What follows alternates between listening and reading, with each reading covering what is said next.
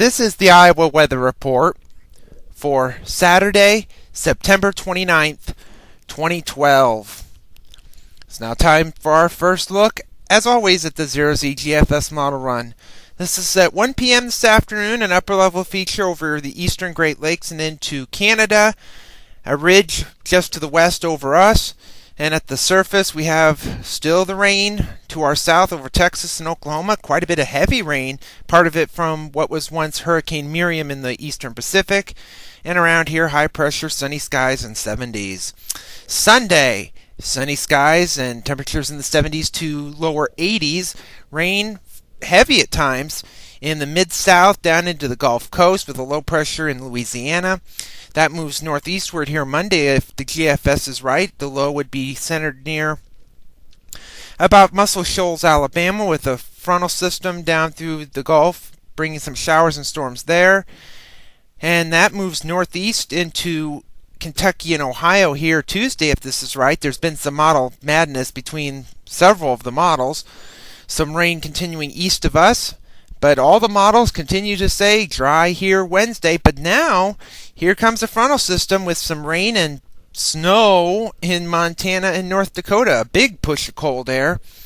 And if this is right here Thursday, this could slam into the state. Low pressure in Wisconsin, if this is right. Rain, showers, maybe thunderstorms, and maybe some wet snow in the Dakotas.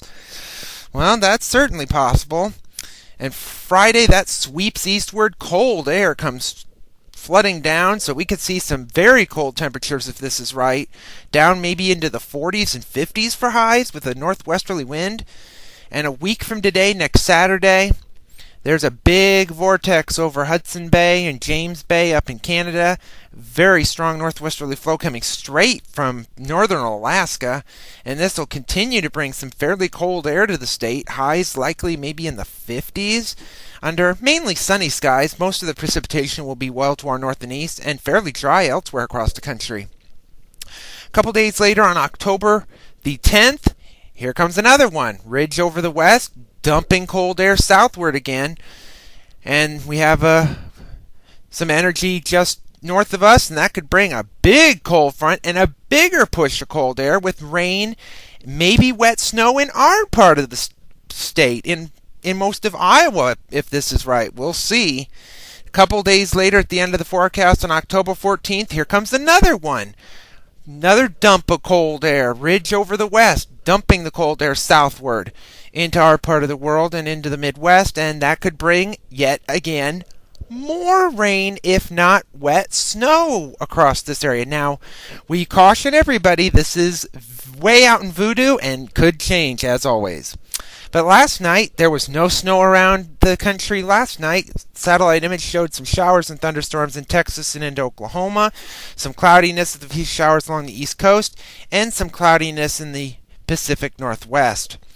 The watch warning map from last evening showed some flash flood watches across Texas where they're expected to get quite a bit of heavy rain. Some flash flood warnings there as well. Dense fog advisory in eastern Kentucky. And the air quality alerts continue in eastern Washington and into Idaho. The QPF chart, precipitation over the next 5 days. This is through Wednesday evening at 7 o'clock, showing nothing around the state of Iowa in the next 5 days. All the heavy rain, upwards of 3 to 5 inches along the Gulf Coast and up the eastern seaboard.